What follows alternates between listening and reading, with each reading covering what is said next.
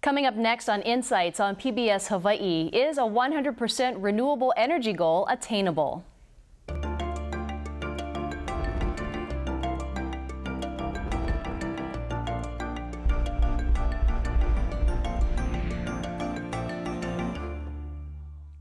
Aloha and welcome to Insights on PBS Hawai'i. I'm Mahealani Richardson. Hawaii relies on imported oil, gas, and coal for 80% of our energy needs, making us the most fossil fuel reliant state in the nation.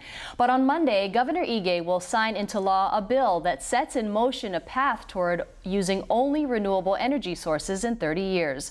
Although the goal has wide support, how we change course and if we can change course in time is still up for debate. Tonight on Insights, is a 100% renewable energy goal attainable?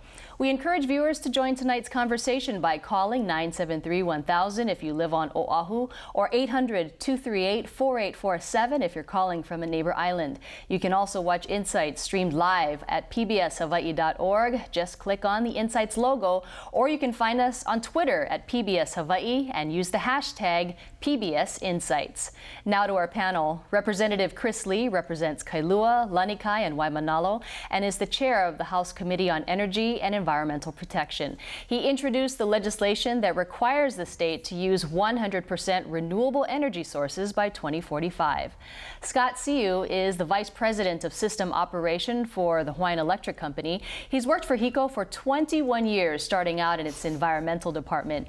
He's voiced concerns over the economic impact of the 100% renewable energy bill on consumers. Dr. Reza Gorbani is an assistant professor of mechanical engineering at the University of Hawaii and director of the Renewable Energy Design Laboratory. The lab focuses on sustainable energy production and energy efficiency in transportation. And Jeff Mikulina is the executive director of Blue Planet Foundation, which supports a clean, renewable energy system in Hawaii. He was a leading voice in support of the renewable energy bill. Good evening to you all, and thanks for joining us tonight. Thank you. Thank you. Representative Lee, why don't I start off with you? Come Monday, this sets in motion a historic law, doesn't it? This is a national first. This is something that will change the discussion about renewable energy, not just here in Hawaii, but throughout the country. And we have debates over climate change and do we get off fossil fuels and all of this. But for the first state, an entire state, to say, you know what, we're going to take that step and we're going to move to a 100% renewable future is a monumental game changer for everybody. And so let's say if it doesn't happen by 2045, is there any teeth to the law?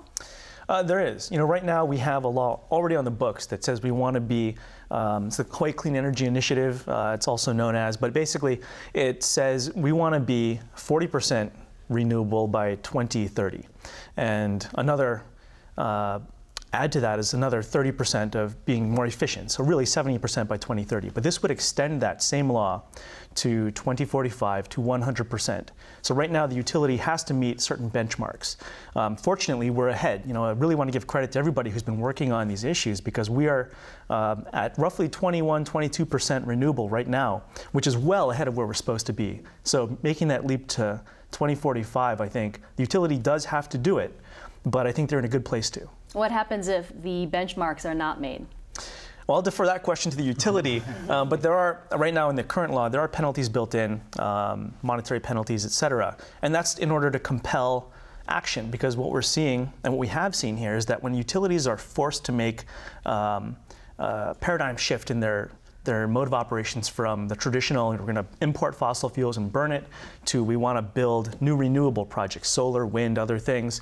Not only does that save money for consumers, but in the long run, it sets up a whole new game-changing path. And that's created a whole new renewable energy industry here in the state that spawned thousands of jobs and has been one of the greatest, fastest growing sectors of our economy in recent years. And that's something that those teeth have provided. Mr. Seu, can HECO do this? Well, first off, Hawaiian Electric, we are also very committed to supporting the 100% renewable bill. And you know, throughout the session, we wanted to make sure that people understood that.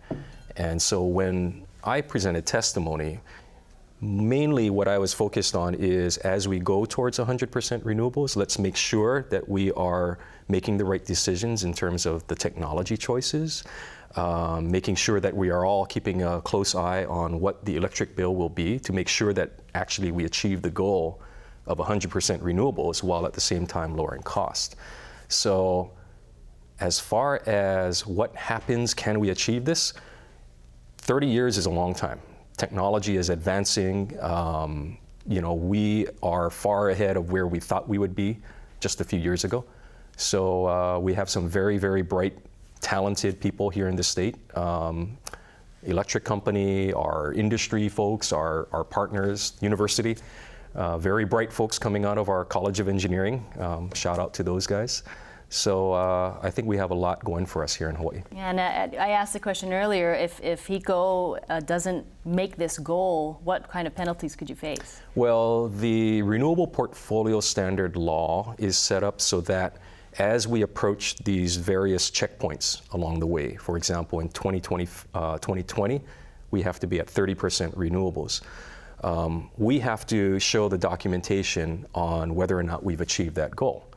And it will be up to the Public Utilities Commission to determine, well, if we've passed the goal, great, everything's good. If we fall short of that goal, we have to document the reasons why we weren't able to achieve that. And it will be up to the PUC to determine whether or not we should be penalized. There is a list of criteria in the law that will have different factors that the PUC should consider. Certain things that might be outside of our control, for example, and they'll factor that all in. Mr. Mikulina, you actually have a graphic that shows us where we should be in the next few years, correct? Yeah, and if we could take a look at that, you can see what we've achieved to date. And interesting, when we started, you said, you know, can we make this pivot? I think we've made this pivot largely. In fact, we probably doubled renewable energy production in the past, I'd say, eight years or so. And you can see on the chart, you know, what's increasing there, and we've achieved about 21% statewide. So the blue line is the House bill that'll be signed into law. I mean, that's pretty significant compared to where we were before. It is, and particularly if you look, you know, this starts at 2000, but if you stretch this back a century, you know, it's been fairly flat like that. I mean, it actually came down when the plantations closed and we didn't use that biomass. But you'll see that blue goes right up to 100% over the next 3 decades. And that's really exciting. And one of the drivers this year was, you know, Hawaiian Electric came out with some scenarios of what they could achieve, and they had a preferred plan that they released last August. And that's represented on the chart there in orange. And you can see it's fairly aggressive, getting up to 65% by 2030. 67%, so 2/3. You might not agree with those plans, but it shows what's possible. And we think what's possible next 3 days is really going to, I think, astound everyone sitting at this table, just as the change in the last 5 years has been really notable. Dr. Gorbani, 30 years, we're all still going to be alive. Yes. We're all going to still be around. In some terms, it seems like it could be just tomorrow. Are we ready? Can we make this change in 3 decades? I think we are ready even today to put as much as renewable energy into the grid as possible. In terms of wind turbines, PV, the cost of technology is coming down. There has been lots of research and development in the new type of wind turbines, new type of solar panels, and also the cost of installations has been reduced. So in terms of renewable energy sources like biofuel, we don't have any issue. But in terms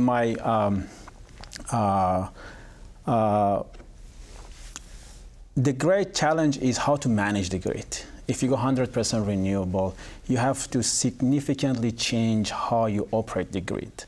The conventional way of looking at the one company is generating for us and we just use it is gone. You have to, I mean, the customers must be aware that what they have in front of them. They should know that 100% renewable means that the power is always changing. The sun goes, the wind goes, the waves, biofuels, the crops, everything can change their actually energy. So I think the bigger change is how we look at the utility infrastructure, how we, let's say, the more wind turbine you put, the more PV panel you put, the less inertia if you have in your system. That means that a car that is going very fast, a big car, you convert that big car to a very, very tiny small cars that have no inertia, but they need to go very fast. Okay, so then the customers must be very flexible. They should cooperate. The grid operation will be completely different. The new technologies will be emerged from data-driven systems like demand response, customer-driven flexibilities, a swarm operation, as everybody's operating together to handle this. So the challenge is how we operate the grid of 100% renewable energy. The challenge is not if we can put renewable, we can put 200% renewable energy, and still the cost can be the same. But can we operate it 100% reliable? Can we operate it 100% stable? Maybe Scott can address some of those issues. Those are actually very, very exciting from me, from a researcher perspective, and from an educator. And also, it increased my heart rate. So, it increases my heart rate. Yeah. But don't worry, Scott's got it all worked out. Mr. CEO, I mean, speaking of increasing heart rates, I mean, you've expressed concerns about the consumers. I mean, will they have to pay more in the future, and is that a reality? Well, I think what you're hearing is that we all believe that there are renewable technologies today, as well as there's a strong potential that as we develop over the 30 years, we will see even more improved technologies. So everybody has their eye on the ball of lowering costs while we move towards the 100%. Really, to the point that Reza made, I am actually the grid operator for Oahu, right? Or at least my folks who I work with, they are the ones who are in the control room. And as we move towards a 100% renewable future, absolutely, we need to have the right mixture of different types of resources for us to operate so that we can keep this electric system in perfect balance and everything working in harmony. And it will really take some creative thinking in terms of how our customers will be able to use their electric load to help us keep things in balance. And it is exciting. I jokingly said it makes my heart race.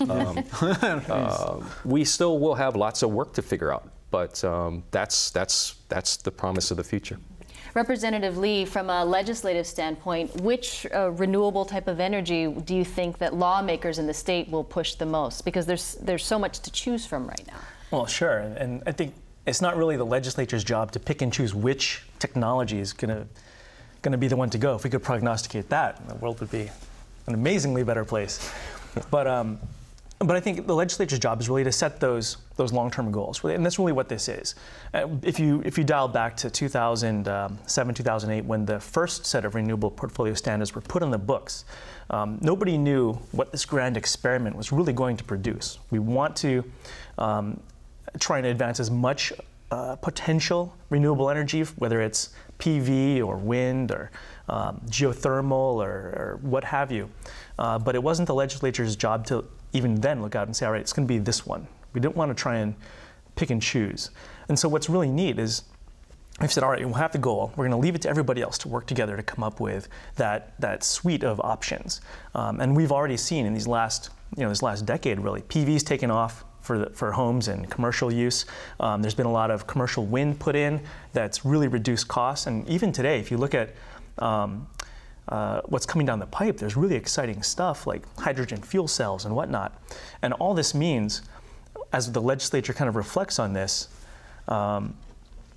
is that we've seen success. We've seen this last decade with this target we've had in hand already on the books work out, and that's led to reduced costs. I mean, we've seen hundreds of millions of dollars in savings. I think 2012 was roughly 67 million by itself that switching to renewables has saved, because that's just less oil we have to import, which is way more expensive. And on top of that, I mean, you think about what's coming. The technology is getting cheaper, and that's in a fundamental long-term view. Renewable energy is inevitably going to be cheaper than fossil fuels, simply for the fact that it's a technology, and as it evolves, it gets cheaper. As a fossil fuel commodity diminishes, it inevitably will just get more expensive and more difficult to extract. And so you have these two competing paradigms, and we want to be positioned, take advantage of the technology that's cheapening, that's saving people money. And the sooner we can do that, the sooner we can stop importing oil to the tune of billions of dollars that we're exporting out of our economy. You know, Mr. Mikulino, we've been talking about, or America has been talking about energy conservation, renewable sources since back in the 70s. And it seems like every time someone comes into presidency, they talk about it and then there's no step forward. Do you see us moving forward truly this time around? Certainly, and I'll say we've been talking about this for probably over a century. We have an old letter to the editor in the Honolulu Advertiser talking about tapping into the poly winds to fuel Honolulu. Certainly, and I think this president has probably taken more leaps than any in putting in policies to drive our clean energy future. Congress probably not acting as fast as most of us would like, but this is the role for states, and this is why I think Hawaii's visionary leap here is so critical, showing that states can act. And our real dream is, you know, coming up this December is a pivotal climate debate or negotiation in Paris, and Obama will be attending that. He won't have a lot to report from the United States because of the inaction in Congress. But he can point to his home state of Hawaii and say, despite inaction, states are acting, and my home state has set this goal of 100% renewable. And I think that will be a good message for our president to carry to these global negotiations. Do you think that climate change has any impact on this goal? Impact in achieving the goal? Achieving the goal. It may. I mean, we're seeing maybe a slackening of trade winds, which could affect wind. We could even see weird things like more moisture in the atmosphere, which could impact solar radiation. But I see it the other way, that this goal is so critical because of the climate change impacts that Hawaii faces, that since the disproportionate impacts that we're going to experience, we really owe it to ourselves and to the nation to take our leadership role and to show what 100% looks like. Dr. Gobani, James from Manoa wants to know about wave energy or geothermal. Where do you stand on that, and how viable do you think those sources are here in Hawaii? About geothermal, we have in Big Island, they are using geothermal as part of the grid operation. So the technology is mature, is actually very mature. They can, if they plan for it, they can build it. For wave energies, I work in wave energy as well, so there are thousands of ideas there, there are thousands of devices there, but it's a very, very challenging technology. It's very interesting to work with, but it's very, very challenging. So Department of Energy recently put grants for developing new concepts of wave energy, working on advancing current technologies, reducing the cost. We have test centers in Hawaii. So it's going there. I think in 20 years we would see wave energy as part of the grid. How does the NextEra HEI merger impact all of this, in terms of the goal? Well, the NextEra has been supportive of the 100% RPS. As we've had some discussions along the way during the legislative session, I think it was very important that they saw how we differ here in Hawaii from other states. So the goal of reaching 100% was very, very critical, I think, for just considering the long-range policy. If anything, usually it does come down to the questions of, how quickly can we get there, and managing the cost, managing the impact on the grid. So they're an energy company like we are. They want to make sure that it's achievable and ultimately that we benefit the customers. Critics are saying that NextEra has a record of opposing rooftop solar in Florida. What would that mean for folks here in Hawaii? Well, I don't think that there is any question that we will have continued growth in our rooftop solar here in Hawaii. I think it's a very different context in Florida. Their electricity prices are very, very low. My understanding is that the way that the NextEra folks view solar is it should be cost effective, it should be the best product for their customers, and also obviously being renewable. Here in Hawaii, we have a very different circumstance. We don't have vast swaths of open land where we can build lots of large scale I mean, we do want to add to our portfolio by putting in types of renewables that will lower costs more effectively. But at the same time, we understand that our customers want rooftop solar. So the challenge is, how can we maximize that as part of our portfolio? How do we maximize other types of renewables as well? Because we will not be able to achieve 100% with only rooftop solar. And Mr. Mikulino, what was your reaction when you first heard about the merger, and do you think that it'll impact this goal for 2045? Well, for that second question, I mean, this is why it's so important to enact policies like this, to really set the state's prerogative, the state's direction of where we want to be, so we can align planning decisions today with the system that we want tomorrow. And regardless of who owns the utility or what that structure looks like, this law will be in place, and whoever that is has to achieve it. So that's why it's so important that this bill be enacted now, next week, prior to any takeover or something like that. Honestly, though, when we first heard of the NextEra interest, we were cautiously optimistic. We saw NextEra as bringing a lot of resources and expertise, potentially the ability to borrow money at a much lower rate so they can invest in the grid to build this new system. We're remaining open, and I think, like many of the other interveners, asking tough questions and making sure that this is in the best interest of the state and the goals that we want to achieve going forward. Representative, do you think that this is in the best interest of the state, the HEI and NextEra merger?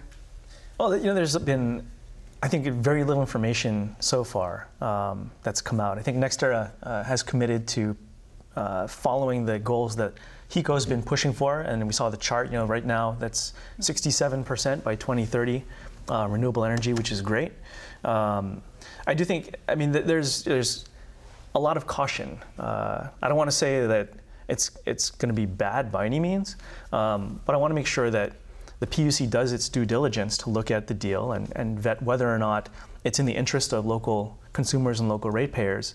But whether it's HECO or NextEra, I think in this case is really irrelevant, because the challenge isn't going to be who's managing the grid primarily. The challenge is going to be, no matter who it is, how do they tackle the biggest market-driven change in the history of the energy industry, which is the advent of rooftop solar and other forms of distributed technology that are disruptors to the conventional norm. And so if you have more and more people coming out and putting their own batteries and PV systems on their roofs, how does a company that previously manages the grid and provides power to everybody deal with that? Because they're losing that customer in some respect. And you have studies now in many states showing that next year, in the next few years, in other places, it's going to be as cheap to do something like that as it would be to just stay on the grid. And that's the real challenge. And it's a technical challenge, it's a financial and business challenge, and it's ultimately a social challenge that has to be overcome collectively. Professor, can you weigh in on this? I see you wanted to say something. Oh yeah, I think staying off-grid or connected to grid is very interesting topic, and also the amount of solar PV that you can put on your actually roof and saturation of the distribution grid network is a good topic that can be really studied, and frankly you can put in the table. This is the results, and everybody knows, okay, this is the limits because of the line. Because of the how we actually traditionally put our distribution grid in place, the size of the lines, everything, because they were designed that the load goes from generation to the load, not from the load to the different side of the different part of the grid. I think that the next challenge is how we manage the grid, and how, as a customer, you are still connected, still be connected to the grid, and be part of the solution, okay? Because if you're going off-grid completely, there is a risk for you to lose your power a couple of days a year. It might be. But if you're still connected to grid, you can take benefit of of everybody else's, that who is generating, who is managing their load optimally, who is more reactive, who is more flexible. So, and the utility will become a smart a microgrid operator, basically, in the future. Lots of people have rooftop PV, lots of people have storage, lots of people will have distributed generation. So utilities charge people not to burn fuel, but to produce some renewable themselves and manage your grid. And I think the future will be more based on the data, the intelligence, the cognitive of the grid, the heuristic of how you predict what's going to happen in next second, in next 10 minutes, next 30 hours, and be prepared for it. But you don't think, let's say blackouts, I mean, that's, you just mentioned that. Is that a possibility as we move forward? Yeah, definitely blackout is always a possibility. You cannot ignore it. Something might happen to the grid and you lose part of the grid, but how you heal the grid is important. If the grid becomes smarter, if you have more data, if you have more experience, if you have more analytics, if you're ready of, let's say right now you have to be ready of 100 different type of scenarios. And if any of them happens, you know the solution. Then the grid heals itself. This is something that utility will take care of it. They have the resources, they have the funding in order to understand it, to study, to take care of it, not individual customers. Daniel K. has, I'm sorry, go ahead. if I could add a little bit, you know, one thing I'm always very cognizant that, you know, you get four of us together and we'll immediately start jumping into talking about the grid and different technologies. We always have to remind ourselves that, you know, for a lot of folks who are just listening in, you know, when we talk about the grid and managing the grid, fundamentally what we're talking about is that we have a real life, a living, breathing animal in this electric system. And so when you turn on your light switch at your home, you're actually causing a very, very small change to what's happening on the grid. And so that means that somewhere else on the grid, there has to be a slight increase in how much power is being produced. And you have to keep everything in that very, very delicate, very perfect balance at all times across the entire island. So that's really the context that we're all talking about, you know, as we're adding these different types of renewables. Because a lot of times people will ask me, well, what does it matter when I put a PV system on my home? I mean, it's so small, but collectively it can add up. And in fact, we have what I think greater than 200 plus megawatts of solar on this island.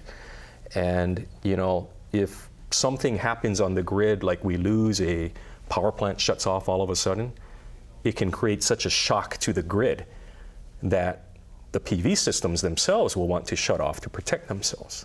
And in that case, now you really have an imbalance in what's happening on the grid. I wanted to ask you, you know, Daniel K. has an interesting question. He says there's obvious environmental benefits for reducing our dependency on oil-based electricity generation, but at what point are ratepayers going to see a reduction in utility rates?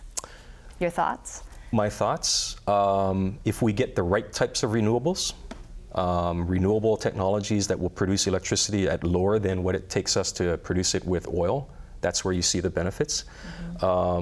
It's also, I think Representative Lee mentioned, from a social perspective though, we also have to design our different programs so that as many customers can receive that benefit as possible.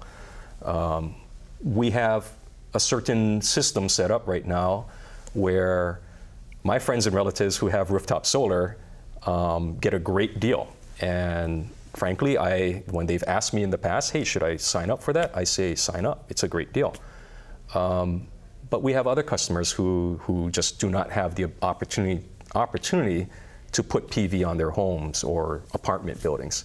So as we go forward, I think that's one of the challenges that we're all going to have to figure out. How do we design this 100% renewable system so that we can get lower costs for all customers? You know? Tonight we're talking about the state's plan to use only renewable energy by 2045. Please call, email, or tweet your questions and comments. Call 973-1000 if you live on Oahu, and 800-238-4847 if you're on a neighbor island. Mr. Mikulina, as we go forward in the next 5-10 years, what do you think these renewable energy plants will look like in our landscape? Yeah, that's a great question, because if we asked that question 10 years ago, I don't think anyone envisioned where we are today. Just like if we go back 30 years and think of 1985 and we were going to talk about, you know, our mobile phones people would say, well, you know, we're going to walk down the street and tweet. I mean, what are you talking about? So I think it's very difficult. No one has a crystal ball. And just to put something, some concrete to that, back in 2006 or so, the utility was going through some planning. And this isn't a knock on the utility. This is a knock on how difficult it is to predict the future. The utility guessed, you know, by 2014, we should have about 126 rooftop solar units on Oahu. This is about 2006. In 2014, we actually had 40,000 systems. So it's very, very difficult to guess. And today we're guessing about storage. What's storage going to look like in the future? You know, we've heard some stuff from Tesla and from other cool companies doing things. We could be way off, and storage could be here in 5 or 6 years, and all of a sudden the entire landscape changes again. So very difficult to predict. We're bullish on solar. Simply because it's one of those quiet, scalar, incredible technologies that has no moving parts, that has to be backed up by something in case, you know, cloudy days and night. But who knows? We could see a breakthrough with OTEC, something we've been talking about for decades and decades. This is the ocean thermal energy conversion. The first grid-tied plant is going to go online over on the Big Island in end of August. That'll be exciting to watch. We've talked about offshore wind in the last couple of days, and we could see something there as well. So, so unclear. But just one point on what Mr. Seo was just talking about. Scott's fine. About all of us moving together. And I think this is a really key element. As we progress to 100%, can we make sure that we're all moving together, not just those who can do solar? Another bill that's being signed on Monday, which I think is really part and parcel to this, it's a policy to help enable 100%, is what's being called community renewables or community solar. And the concept is simple. If you live in a high-rise, or you're a renter, or otherwise don't have a roof above your head that you own, can you participate in solar or renewable energy by buying a share or owning some parcel that lives somewhere else, and you get credit for that energy that's produced? So we see, the solution to this sort of have and have not of solar isn't less solar, but it's more solar, and just different structures like this. So this bill was introduced by Senator Gabbard. I know Rep. Lee was a strong proponent as well. I think that's going to also change, how we move together towards 100% renewable. You just heard about Mr. Mikulina talking about the haves and the have-nots of solar, and Edwina from Wahiawa asks, if I don't install solar now, is it going to get cheaper in the future? Professor? Oh, yes, it will be cheaper. The projection, even if you compare today's price compared to 2 years ago, it's much, much cheaper. And in future, it will be cheaper because there are lots of manufacturers and there are lots of demand everywhere in the world. So there's between an engineer and a salesperson. The salesperson will be like, buy now. Salesperson says buy now, yes, but but if you wait, you lose as well. So, but you're not selling it, right? I'm not selling it. I'm not selling it. But because if you pay it now, the payback is 4 years. It depends on what kind of incentive you get, or even without incentives. If you buy it later, the technology becomes cheaper, yes, but you have to pay utility bill longer. So. But the other thing too, buy now for a couple of reasons. The most pressing is that federal tax credits potentially could expire within a year. And so if you get in on that now, you can save even more money right up front. Shona from Kahala has a really interesting question, and it sort of deals with us as the consumer instead of just government or just the utility. But Shona wants to know, how can we get architects to stop designing huge homes with central air conditioning? Can we pass legislation to legislate this? Representative? I don't think we can tell people how to design their homes per se, but that is an important consideration, because putting PV on a roof and generating your own power isn't the only thing. It's not even the biggest impact you can have on your electric bill. Efficiency. Not having 10 refrigerators to power is the #1 thing that's going to help reduce your load and reduce your costs. And interestingly, from the government's perspective, there is something that we can do with respect to that, and that's for all our public infrastructure, which we have responsibility for, from our roads and the street lights to our schools to the University of Hawaii, making sure that we are being efficient there, we're generating as much power as we can to reduce our electric bill. And just briefly, we passed another bill this year, which is also being signed on Monday, which is also a first in the nation, which makes the University of Hawaii the first university system in the country to be 100% renewable, generating as much power as it consumes by 2035. And that's $40 million a year right now that the university pays for electricity. Scott, close your ears, because that's the profits for the electric company that are going away. But if they can do this, and we absolutely think they can, that's $40 million a year that the university doesn't have to pay for electricity anymore. And that means $40 million less tuition, because students cover that electric bill right now in their tuition, that has to be paid. And part of that is generating power. Part of it is being more efficient and reducing the amount of refrigerators and light bulbs and everything else that are on the campus. Mm-hmm. And you know, that actually brings up a good point. So when HECO executives look at this, obviously everyone is on board in terms of renewable energy, but what about profits? How does the company stay viable? Well, this is another very important piece of information that a lot of people don't actually appreciate, which is we no longer get profits by how much electricity we sell. It used to be that way, but a number of years ago we went through with the PUC what's called decoupling. And the traditional way that an electric company used to make profits would be, hey, sell as much electricity as you can, and therefore it was a disincentive for allowing people to produce their own energy. Mm-hmm. Well, here in Hawaii, we're not like that anymore.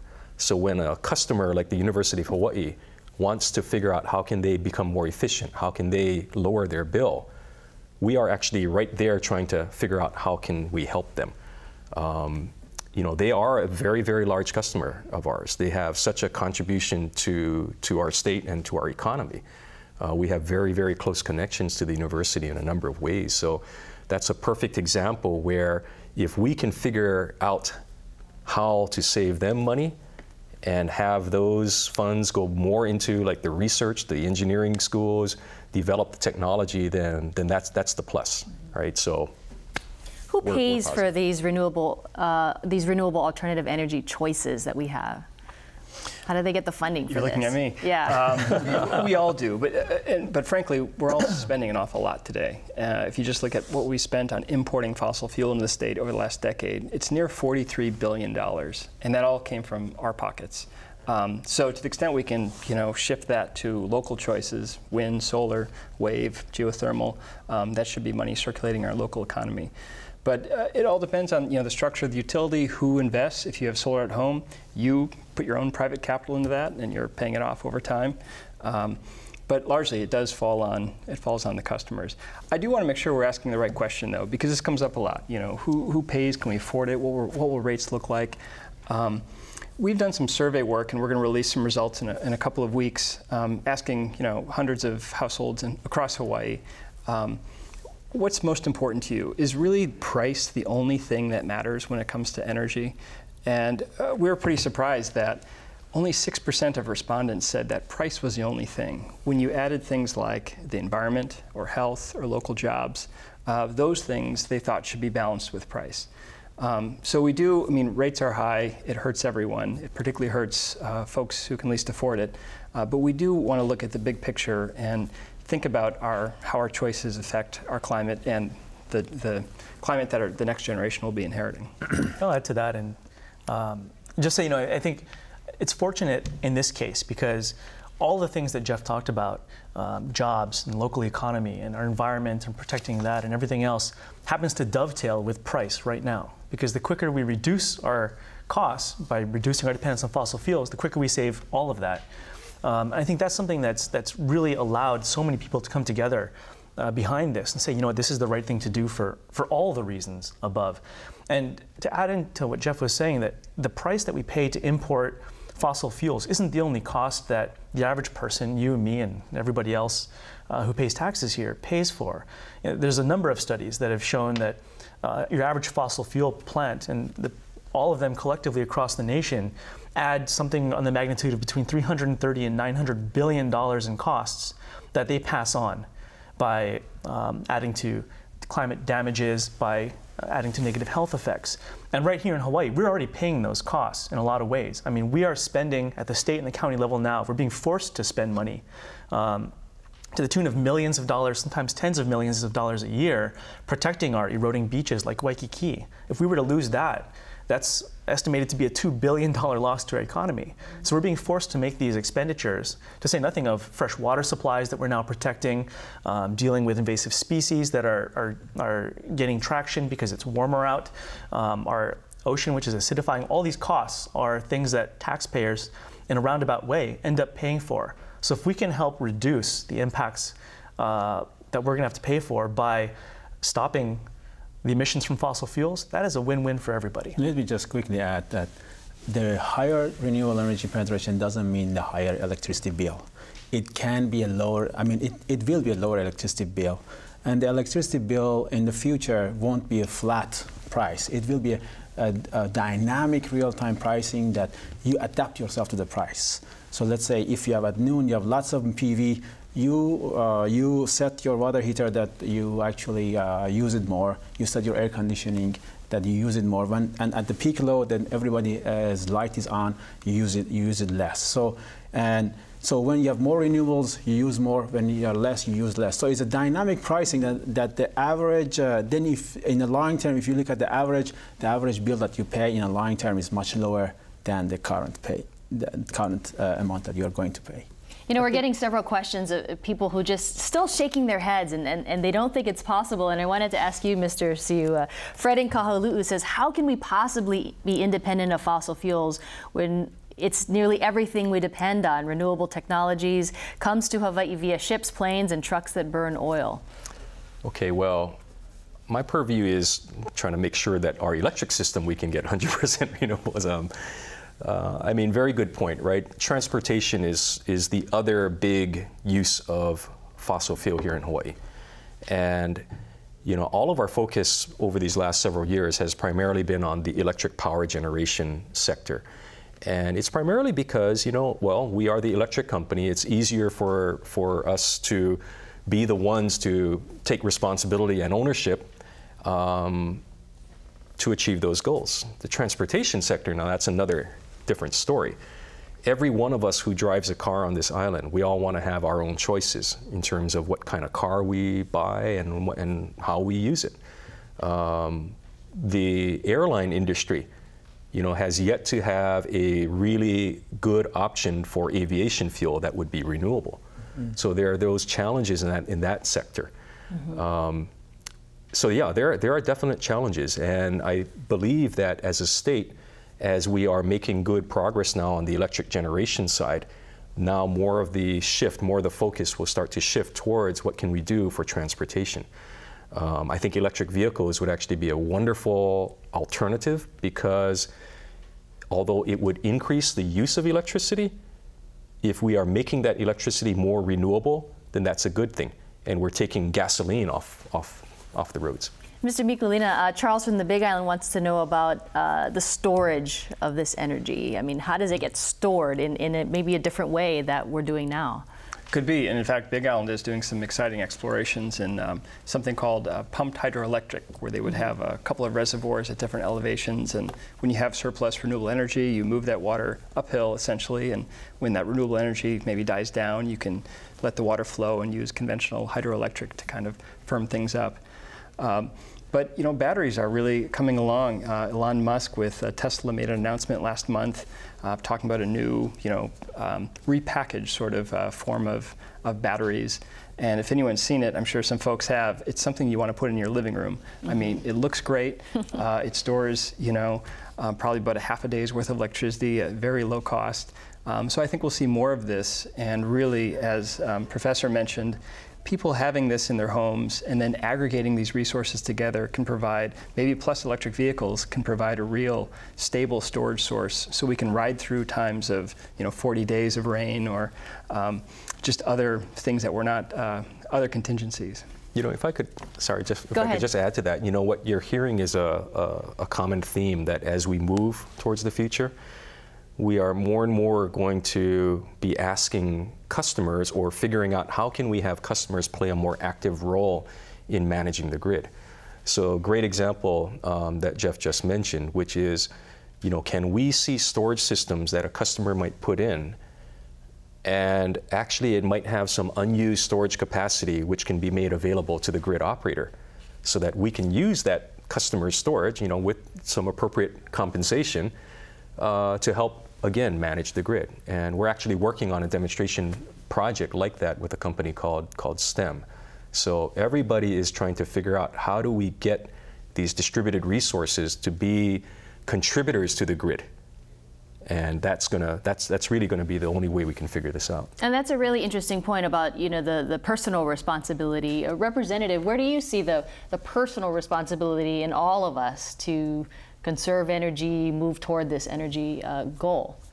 Well, I think the easiest thing is that it's cheaper to do that for everybody in a place where cost is such a big deal on a day-in-and-day-out basis. I mean, I think in the long term, it's clearly going to be cost effective to put in PV, to put in batteries, to be able to contribute to the grid. And I think in the long term, what a lot of people see is that you're going to have a grid that isn't a centralized power producer that sells it to everybody, but rather is an interconnected web, almost like an internet, of connecting everybody together.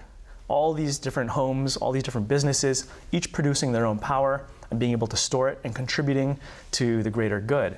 And when someone's, let's say their PV is down or what have you, they can pull power from somewhere else. Being connected to the grid would almost be like an insurance policy, being able to draw power when you need it in times of need. I think that's something that is going to be cost effective, and that's where I think a lot of communities are going right now in their planning. Do you think that let's say this grid could be connected inter-island, Professor? Oh, you have to look at the cost and the payback of it and all other issues around it. Yes, the technologies are there a long time ago to put the undersea high voltage DC in the ocean. If you have the land to put the power inverters, AC-DC converters, DC-DC converters, and definitely yes. Well, what about the people's will? Mr. Siu, your thoughts on that? Well, I think it really does get back to, does it make sense? Do the benefits outweigh the cost of doing that? If I were just to think about it from the grid operator's perspective, what would it be like if I had the Oahu grid connected to the Maui grid so that actually we were one grid together? Potentially there could be some benefit if I have a broader grid and I have the appropriate, backups.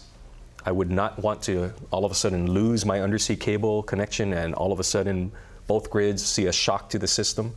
So there's a lot of those types of technical considerations in what would be the benefits versus the costs.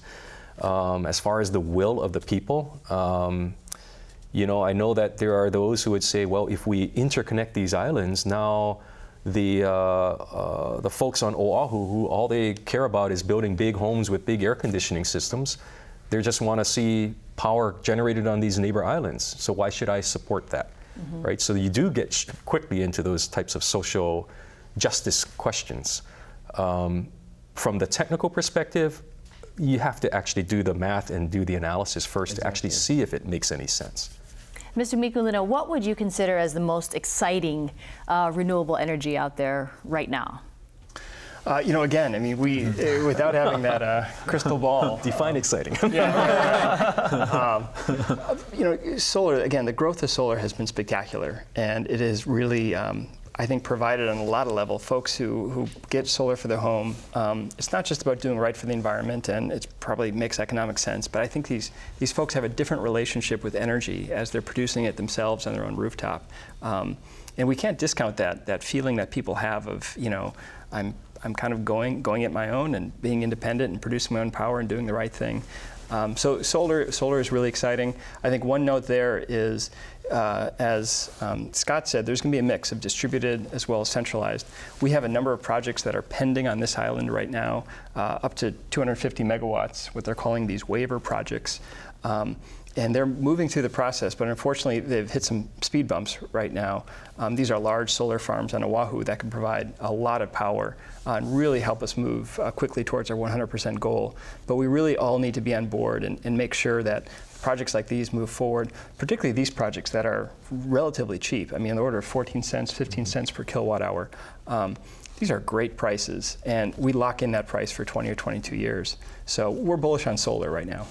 Larry from Akaha wants to know from Dr. Gorbani, when will we have batteries capable to store enough energy so we don't have to go back to the grid?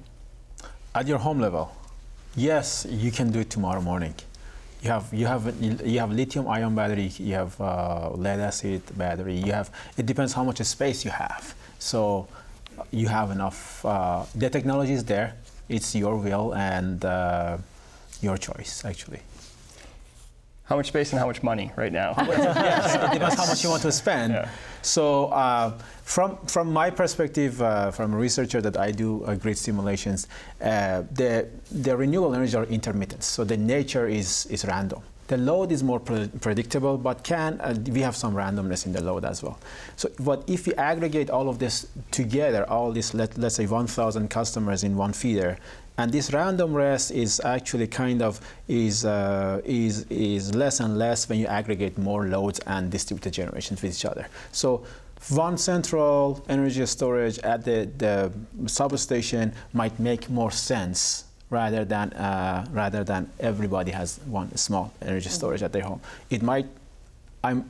It depends on the technology. It depends how the grid will be operated in future, how we deal with this intermittency. So. It must be studied. You know, one question that people always have is jobs. And Representative, with this 2045 goal, will this mean a reduction in jobs in the state? Well, I don't think so. I mean, hard to say anything about what's going to happen 30 years from now, but we can look at what's happened in the last 10 years. You know, we've had our goals for being more renewable on the books for about that time now, and we've seen thousands of new jobs, mostly in the solar companies you've seen going out. There's a lot of construction jobs. In fact, just a couple of years ago, I think 2013 or 2014 or something, a quarter of all the building permits in Honolulu were from solar and renewable energy related jobs. And so there's a lot of potential, and who knows what's next. Maybe it's hydrogen fuel cells or something else, and you could have a whole growth of a brand new industry out of nowhere. How do you see the jobs projection? If you could have a crystal ball in front of you. Yeah, if I had that, that'd be something. But the way I see the jobs is it's going to lead to a different type of renewable energy industry job. You know, we have the opportunity here to really develop the technology that the rest of the world is going to use. Mm-hmm. I don't think any of us who are here in Hawaii want to continue to be just buying this technology from offshore and bringing it in here. That's not the long-term goal that we should have, right? Hawaii should actually be the center of the development. We want to see the industry. We want to see our kids. I want to see my daughters, Lauren and Jamie, running these renewable technology companies. And those are the types of jobs that I see in 2045. My job, grid operator, yeah, you probably will see a grid operator. It won't be either of my daughters. But yeah, I see that is the potential. Your thoughts, Professor? Yes, I think it's securing more intellectual property in the field, innovation, putting more R&D fund for research institute, for universities, for community, putting more competitions and awards for innovations. It brings lots of value and high tech to the islands, and it actually changed the atmosphere of the island. It will change Hawaii. I mean, 100% renewable energy is not renewable energy. Is the whole culture around it. I think it also changed the world, because everybody looks, okay, this is the market here. We will do, and we have to race with them as well in innovation, in developing new technologies. I would love to see my students get job here in Hawaii in high tech, and stay here in the island and work in high tech, real problems, and not only real time problems, every days and leading edge problems. This is something that is like aerospace industry of power. It's very, very advanced. And yes, I would love to see more jobs. What about you, Mr. Mikulina? Do you see more jobs or just different types of jobs? Different types of jobs. In fact, IBEW, the main union with the utility, supported this measure as well this year. And it was interesting to see their support, because you could see it both ways, where they might be kind of nervous about this transition. In fact, one union individual shared with me his first job was doing meter reading on Hawai'i Island. And they used to check the meters every 2 months. And then they moved the meter reading to every month, and they were so excited because they doubled their jobs. But with smart meters coming, that's going to be a different relationship. And now there's going to be someone in a different room. Maybe someone's designing the algorithms and the programs to, you know, smart meter like a smartphone. That's right. That you know can have this intelligence at your home, and not just measuring how many kilowatts, but real time measuring and communicating. So there are going to be different types of jobs. But again, we're transitioning from spending that money offshore on imported fossil fuel to spending that money in capex and in new technologies and hopefully in labor. If there's one consumer attitude that you think that should change right now, starting from, let's say, Monday, what do you think that would be? One consumer attitude. I mean, it's really the culture of energy. From my perspective, I mean, energy is still relatively cheap. I mean, for what we get out of this magic of electricity, we don't spend too much on it. So we can really think of it different and look at Hawaii again as this inventor and this leader. Hawaii has been in that leadership space in the past, and we can be there in the future.